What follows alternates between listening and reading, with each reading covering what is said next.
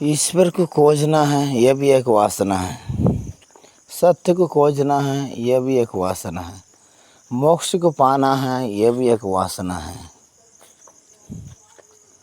वासना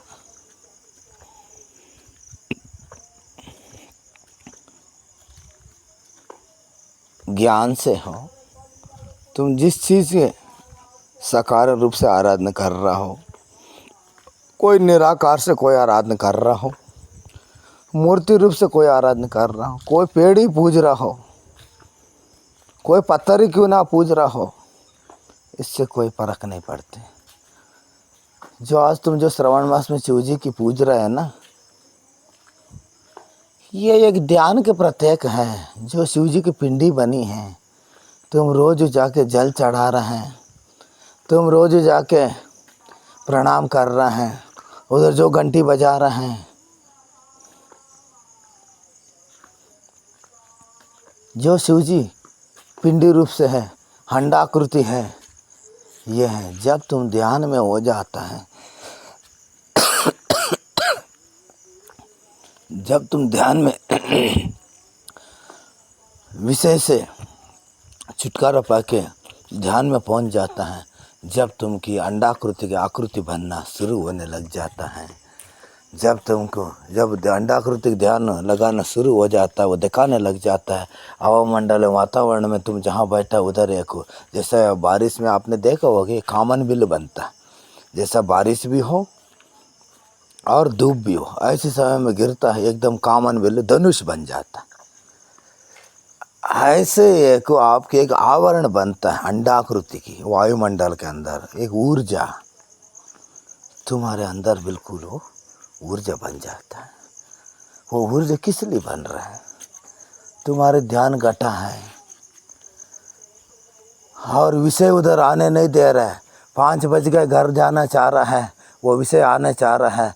वो पर्दा जो भी तुम्हारा अंडाकृति पर्दा, वो तरंग उसको भगा दे रहा है, तुम्हारे अंदर प्रवेश नहीं कर पा रहे। तब तो तुम प्रतीत नहीं हो अभी 5 बज गए, यानी 6 बजे हो, अंधेरा हो गए हो, तुम घर जाना चाह रहे हैं। वो 6 बजे के वक्त में जो आपकी 6 बजे घर जाना चाह रहा है, जो विचारधार वो आपके पास आता है, 6 बज के घर चलो कहने के लिए आ रहा है, स्मृति हो जा रहा है। जब आप वो जो तरंग के ध्यान में बैठा है, वो तरंग का करते उनको उधर से भगा देता है। जब 7 बजे हो, भोजन के वक्त होता हो, हाँ भोजन करने चलो, भोजन वक्त हो गया, ऐसे विचारधारा आपके पास आने लगता है। जब उस गोलाकृति की जो आपकी आवरण बनी है उससे टकराता है, टकराने के बाद आपके पास सूचना पहुंच नहीं पाते। क्यों है? आप ध्यान में हैं। ध्यान निर्विचार, उधर कोई विचार नहीं है। कोई भी विचार आना चाह रहा है, वो गोलाकृति अंडक स्पर्श करके तुरंत भग जा रहा है, उधर कोई विचार नहीं है। जब आप ध्यान से बाहर आ जाता है, जब ही आपके प्रति आप स्वयं की अनुभूति होगी, अरे मैं कितना देर हो गया बैठा हुआ, मेरे को याद ही नहीं रहा, मैं 4 बजे से बैठा, अभी 7 बज गए और बहुत देर हो गए। जब तुम स्वयं ही पता होता है, मेरे समय में ना मैं ध्यान में बैठा रहा, कोई विचार नहीं आए, ना भोजन करने का विचार है, ना घर करने का विचार है, तब तुमको समय प्रतीत होता है। जब से तुमको अनुभूति हो जाता है, जो वो ध्यान के प्रतीक है, ये शिवलिंग है। अपने हिंदू धर्म में आज नहीं कल मनुष्य जानेगी, देवी हो देवता हो, उधर आराधना करते आज नहीं कल जो दिया जता रहा है, आज नहीं कल मेरे अंदर भी दिया है, तेरे अंदर भी दिया ऐसे जल रहा, देखो आज नहीं तुम कल देखेगी। आज 20 साल हुआ नहीं देख पाए, 40 साल हो फिर भी नहीं देख पाए, 60 साल हो, कम से कम तुम एक न एक दिन आलोचना आएगी, ये दिया काय के लिए हम चता रहे हैं, कोई ईश्वर तो देखा ही नहीं रहे हैं, और ये मूर्ति हम क्यों बार बार जल चढ़ा रहे हैं। ऐसा तुम्हारे अंदर स्वयं ही प्रतीत होने लगेगी। समझ लो ऐसा प्रतीत होने लग गए, तुम खोजने के लिए शुरुआत तुम्हारे शुरू हो गए। जैसा शुरू हो गए, अब किसी ने बोला हाँ भैया सत्य है और असत्य है, वो भी छूट जाता है। द्वैत है अद्वैत है, वो भी छूट जाता है। और मोक्ष है, मुक्ति है, ज्ञान है, वो भी छूट जाता है और कोरा हो जाना पड़ता है। ऐसे करके तुमने प्रयास करना छोड़ दिया, तुमने ऐसे ही रह जाएगी, कोई भी रास्ता नहीं पकड़ पाएगी। जो मूर्ति पहुंचा है, ज्ञान प्राप्त किया है, बुद्ध, महावीर, कबीर, नानक, मीरा, रामकृष्ण, आनंद, जिद्दी कृष्णमूर्ति, रजनीश ओशो,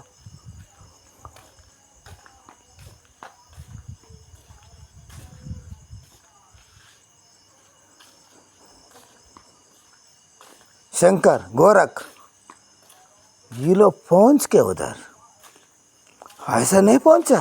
शंकराचार्य भी बहुत यात्रा किया, गुरु की खोजा, जब इनने प्राप्त किया, ज्ञान प्राप्त किया। बुद्ध भी ऐसे एकदम सरल ऐसे माना नहीं, उनने खोजा, स्वयं को खोजा और स्वशरीर से मेहनत भी किया और चला फिरा, गुरु लोग के चरणों में पहुंचा, जो जो बताया सब किया। करने के बाद इन ज्ञान प्राप्त होने के बाद ही ज्ञात हो गए, कुछ करना नहीं पड़ता। जब उन करके छोड़ा, जब ये बात हुआ, करना कुछ करना नहीं पड़ता है ईश्वर पाने के लिए। हमने सोचा कुछ करना पड़ता है, ऐसा समझा। जब उन्हें प्रतीत हुआ ज्ञान होने के बाद, ज्ञान तदनंतर मैंने खोजा, भारत की चारों दिशा भ्रमण कर लिया, नेपाल, बांग्लादेश, बंगाल, उड़ीसा, जम्मू कश्मीर, जहाँ जहाँ शिव जी प्रकट है उधर सब पहुँचा। पहुँचने के बाद भी जिस समय ज्ञानोदय हुआ उस समय सब ज्ञात हुआ, पहुँचा है वो माने ज्ञान तदनंतर ये सब कुछ करना नहीं पड़ता ईश्वर का पाने के लिए। जब वो समय में जब आपने कहा यह भी एक वासना है, ईश्वर पाने की है, यह भी एक वासना है। जब वो क्षण ज्ञानोदय के तदनंतर ये बात निकलता है, यह भी एक वासना है। तुम जल्दीबाजी मत कर लेना, तुम अभी यात्रा करने शुरू किया ही नहीं है, अरे ये भी एक वासना है। ऐसे तुम्हारी यात्रा बंद ही हो जाएगी, तुम्हारे पट बंद हो जाएगी, तुम निहत्ता हो जाएगी। प्रयास करना है, ध्यान से करो, नहीं तो महापुरुष लोग की सत्संग से करो। रमण महर्षि क्यों ना हो, रामानुजाचार्य क्यों ना हो, शंकराचार्य क्यों ना हो, गोरख क्यों ना हो, वो जो जो मार्ग है उनका अनुसरण करो। गृहस्थ हो, विरक्त हो, योगी हो, त्यागी हो, वैरागी हो, सन्यासी हो, उदासी हो,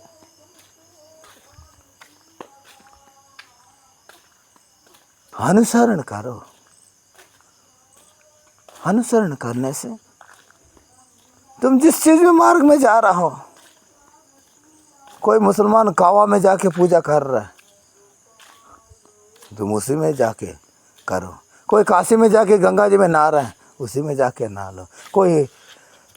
कोई रामेश्वर में जाके डुबकी लगा रहा है, नहीं उस मार्ग में भी जाओ, देखो रामेश्वर में। कोई ध्यान के मुखांतर जा रहा है, कोई यज्ञ कर आ रहा है, कोई जन सेवा जनार्दन सेवा ऐसे कर रहा, करो। लेकिन करते उसमें मत रह जाओ, उसके सार ले लो। ध्यान करके जब नाम जपो मैं हमने बोल दिया तो नाम ही जप के जीवन भर मत रह जाना। नाम जपो जब तक अजप होने के लिए प्रारंभ के मार्ग है। अजप हो जाए, स्वयं में माला ही तुम्हारा रास्ते छूट जाना चाहिए, केवल अजप रह जाता है। फिर अजप होने के बाद स्वयं में नाम ना जो भी नाम रट रहा है वो भी उधर से चले जाता है। चले जाने के बाद तुम प्रतीत होगे मेरे अंदर कौन बोल रहा है, मैं चल रहा हूँ फिर रहा हूँ और बैठ रहा हूँ उठ रहा हूँ और मेरे अंदर कौन बोल रहा है, और भी कोई बैठा आवाज़ कर रहा है। ऐसा तुम एक न एक दिन आवाज़ होने लगेगी। जब तुम उसको सुनना शुरू कर दो, उसको सुनना शुरू कर दो, हाँ उधर कोई नाम, राम नाम, कृष्ण नाम, गोरख नाम, शंकर नाम कोई नहीं रहते, सब स्वयं ही वो रास्ता छोड़ देता है। तुमको रास्ता तक लगा लिए, अंदर यात्रा तक तुमको, परमात्मा द्वार तक तुमको रास्ता तक लगा लिए, वो सब छूट जाता है। ये सब उधर जाने के लिए एक मार्ग है। तुम हजारों साल से पकड़ के रखा है हमारे देवी देवता, ये वृक्षों के नीचे बैठो, ये मूर्तियों के नीचे बैठो। बैठना कोई गलत नहीं है, बैठना, उससे सार जान लो, से सार जान लो, त्याग कर दो और आगे बढ़ो, और आगे बढ़ो, और आगे बढ़ो, बढ़ते रहो। एक न एक दिन जो ध्यान मार्ग से जा रहा है उसका भी ध्यान ही समाधि स्थित होगी, उसका भी आत्म साक्षात्कार एक दिन आएगी। कोई श्रवण कर रहा हो महात्मा के सानिध्य में, महाराज मैं असहायक हूँ, मैं आसन नहीं लगा पा रहा हूँ, लेकिन श्रवण करो। श्रवण करते करते भी एक आध दिन बोधक प्राप्त हो जाएगी, एक न एक दिन बोधक प्राप्त हो जाएगी, तुम भी ईश्वर पाने का अधिकारी हो जाएगे, हो जाएगी।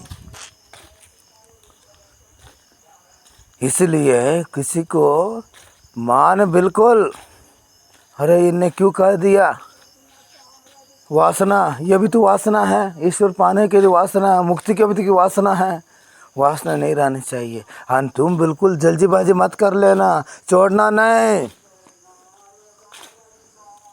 तुमने छोड़ने की गलती किया समझ लो, तो मैंने अपने हाथ से कूदी कोलारी मारा, लंगड़ा हो गए,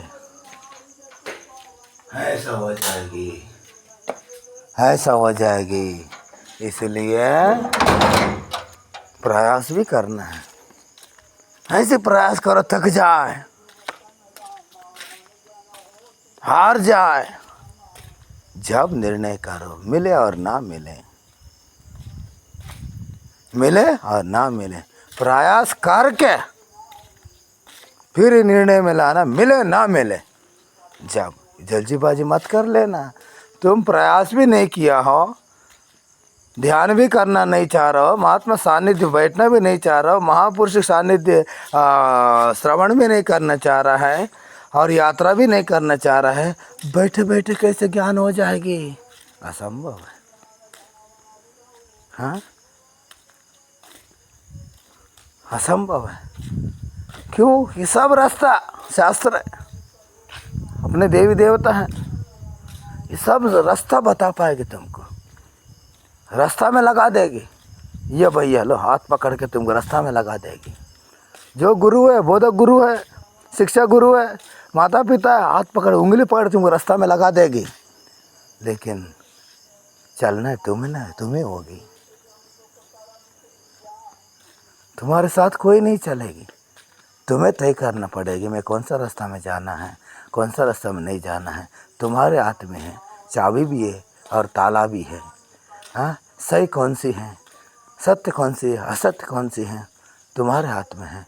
हाँ, जब भी गुरु लोग मिले बता दिया ये इतनी से काम है, बोधक गुरु है, थोड़ी सी मार्गदर्शन देता है, जो वो सदगुरु होता है, सदगुरु पर तुम स्वयं ही पहुंच जाता है। सदगुरु प्रतीक्षा कर रहा है, आ रहा है, शिष्य आ रहा है, शिष्य आ रहा है, प्रतीक्षा कर रहा है। होने के बाद तुमको अपने आप समुद्र की नाव के अंदर बैठा समुद्र पार करा देगी, समुद्र के पार करा देंगे, समुद्र पार करा देगी। तुम आवागम से मिट जाएगी, ना जन्म लेके आना ना पड़ेगी, आवागम से मिट के माने जैसे मट्टी गड़ा के बना रहता है, जैसा पिघल जाके मट्टी में मिल जाता है, ऐसा भी तुम ईश्वर में परमात्मा में और तुम भी मिल जाएगी, तुम भी मिलन हो जाएगी। फिर तुम्हारे अस्तित्व कुछ भी नहीं बचेगी। हाँ, इसलिए कोई कह दिया है ये वासना है, मुक्ति भी वासना है, ईश्वर पाने का भी वासना है और मोक्ष का भी वासना है, ऐसे किसी ने भी कहा हो और जिसकी प्राप्त हुआ वो ये बात कह सके। तुम साधक हो और उधर नहीं पहुंचना चाह रहा हो, लेकिन तुम पहुंच के तय करना, पहुंचने के बाद ही ये बात बता पाएगी, बिना पहुंचने के पहले तुमने बता दे तुम्हारे पाठ बंद हो जाएगी।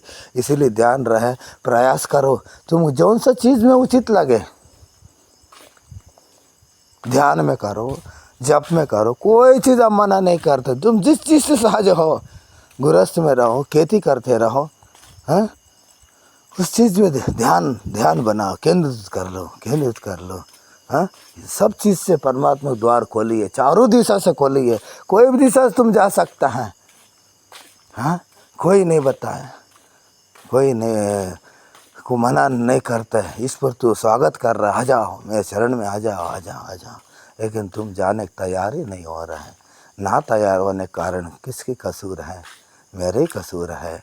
इसमें परमात्मा कोई कसूर नहीं है। ओम श्री परमात्मने नमः।